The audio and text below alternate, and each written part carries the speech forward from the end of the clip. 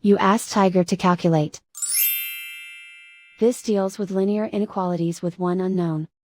The final result is j equal or smaller than -4. Let's solve it step by step. Group all constants on the right side of the inequality. Subtract 20 from both sides.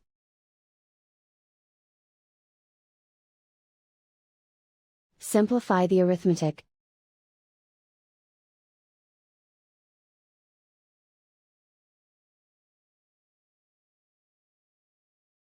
Isolate the j.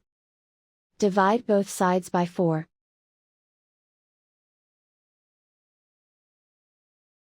Simplify the fraction.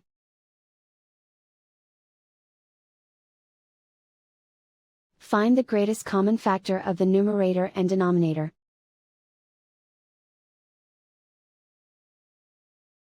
Factor out and cancel the greatest common factor.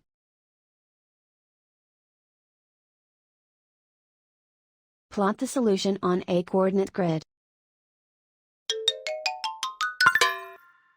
And so the final result is j equal or smaller than -4.